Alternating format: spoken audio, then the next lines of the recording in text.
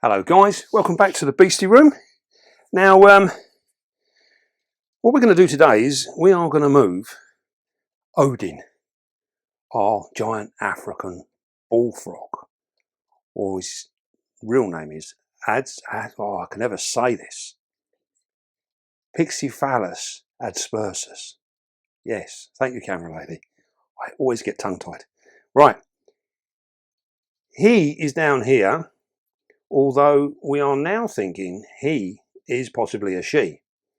So it might be Mrs. Odin. But we're not 100% sure just yet. We was rather hoping that he was going to grow up into a fine young male, but he's not showing any colour at the minute. And we would have expected to have seen a bit of peach colouring under his armpits and stuff, a little bit on his chest by now. But we're not seeing any of that. So it's pointing in the direction that this is possibly going to be a female. Nevertheless, it's still going to grow big and we still need to rehome it. Now it's been in here as a temporary sort of thing, and it's done, to be fair, it's done really, really well. We're really pleased with it. And because of the activity of this frog, we have no worry about the substrate in here drying out, because it's in and out of the water bowl all the time and it pulls water everywhere, and we soak it as well. And yeah, it's actually done really, really well in here. The only downside is we don't get to see a lot of it because it sort of gets put up on the shelf, so we don't see it. So what we're going to do is we're going to put it over into this 30 by 30 by 30 Komodo, and hopefully we will get to see a little bit more of her. Now what we're going to do, we will fill this up. It's going to be a very, very basic enclosure. They don't need a lot. We're just using our normal potting compost for this. There's no need to add anything to this. These guys just need a nice damp environment to thrive. They do like a little bit of warmth. So up on the shelf, our lighting provides some heat. Even though it's LED, it still produces heat. And we've been utilising this for a number of different little projects, and our frog is going to benefit from it as well. And we'll just get a bit more in.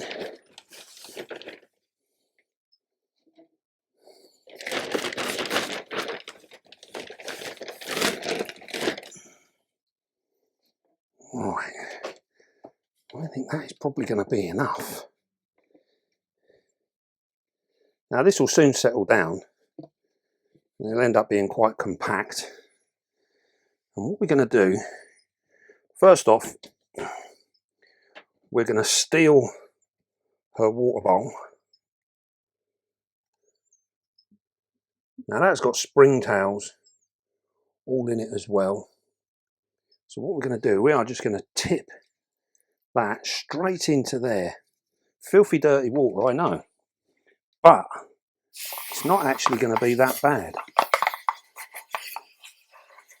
So we can, that way we can make use of the springtails that were already there.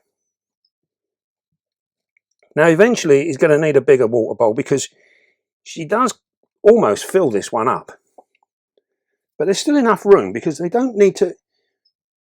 Careful there, my love. You very nearly went, didn't you? Hold on. Deary me. You remember that saying, you can't treat an old dog new tricks? Well, we're still bumping into things. Right, okay. Right, what we're going to do now, we're going to put, how do we want this? I think like that, actually. That would look quite, won't see her, will we? Right, change of plan. We're going over here.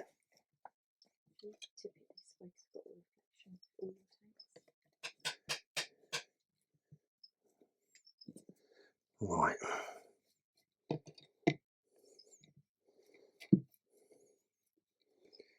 What we want, we're going to give her somewhere to hide like so. And then we've got some moss. So I'm going to put a bit of moss down in the front as well. That way. We're getting very bad reflection apparently. Right, so we've got some moss here. What we're going to do, we're going to cut this out of here. I'm going to put that in here. Now these do have a habit of literally bulldozing everything around. So we're not quite sure how long this will last, but we can live in hope that it will last a little while. Put a little bit of that in there. So we're going to put a bit more moss in the back here. And what we're doing is we're basically covering up the majority of the soil. I'm going to move this round in a moment because I can see we're struggling. Right, and what we want is her to get in under there, if at all possible. Right, let me just move this. Get rid of that. We can see that, can we? We've not got any reflections.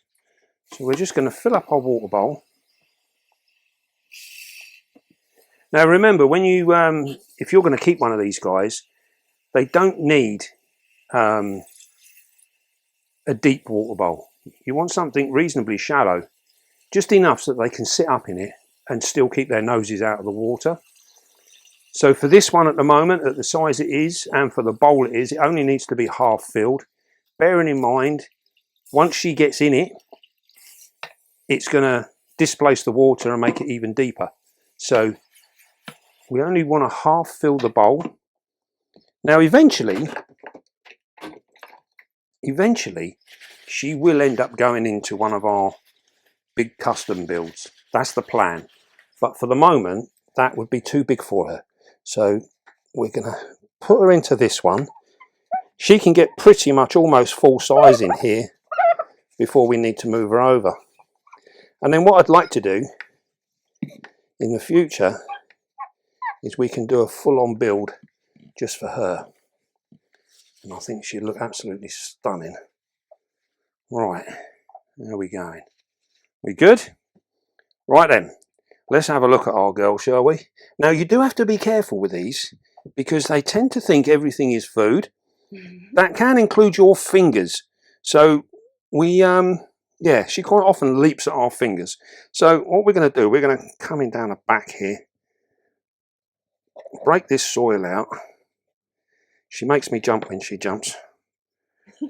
So here she goes. Well, she's being very well behaved. Look, there she is. Isn't she just adorable? And I definitely do think this is going to be a female. Very, very pretty thing she is. So what we're going to do, we're going to drop her in her tank and then we're going to give her a wash. Because she looks absolutely beautiful once she's had a wash. So we're going to just put her in there.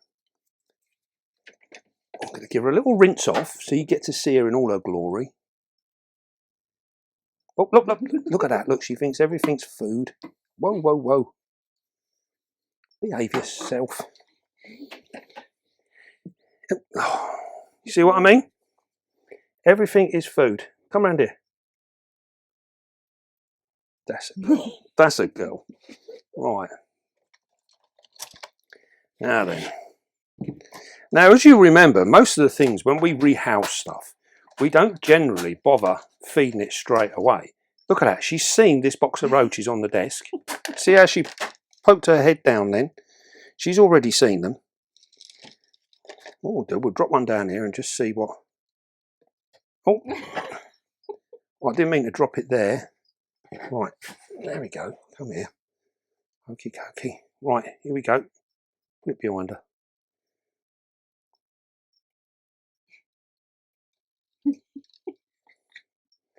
Now then, as you saw there, she's not quite worked out the length of her tongue. Let me just dry this off.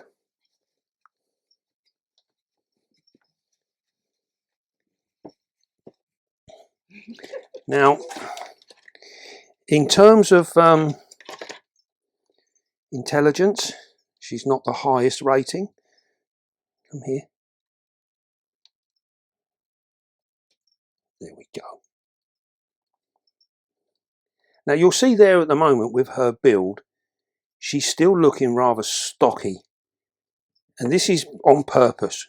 We don't want to overfeed her so that she ends up like a big blob, because this is quite often what happens with these guys. All right, all right. There we go. We'll get her to turn around again in a minute. Yes, this is quite often what happens with these guys, is they get overfed and they end up just looking like a big blancmange, which isn't a very pretty thing to look at, to be fair.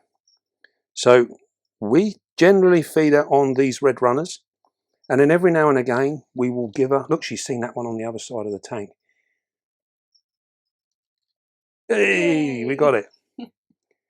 So we actually like her to physically move around and do her stuff. We'll try with another one. Oh, he's in the water bowl.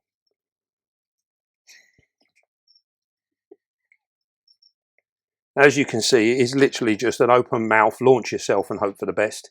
Look at that, she's managed to catch herself a piece of moss.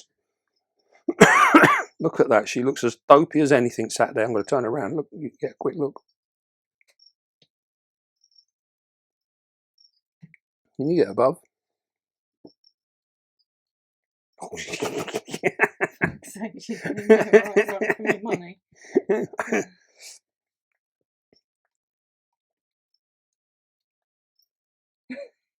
Yay! Now, it does make you wonder in the wild how these guys ever really get through. Catching live food is actually quite hard work, and this we can use in our benefit, because we actually want her to burn up a little bit of energy. Here she comes. He's gone under the log, so we'll pop one in there.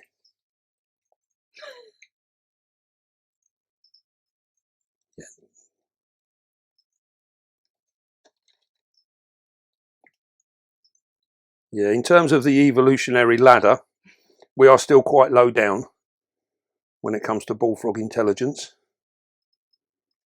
You go that way. Give her half a chance. You did volunteer for this after all. You can see how they're very, very motion orientated. This one coming across the log, look, she's seen that. You've got to get closer. She's lazy.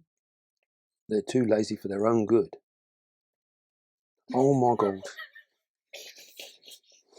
This is embarrassing, isn't it? Come on. Mrs. Odin. Right. What we'll do, we'll put a couple more in, maybe she can stand a chance. She's chasing a wing around that's inside the water. Oh, that's it, she's got that one. These really are very, very cool pets. And I think if you feed them correctly, and you can keep that nice physique on them, they look absolutely beautiful. Wow. Well, that was first rate. That was a very good catch. Yeah. Shame they've all gone, isn't it? We have one left, I think.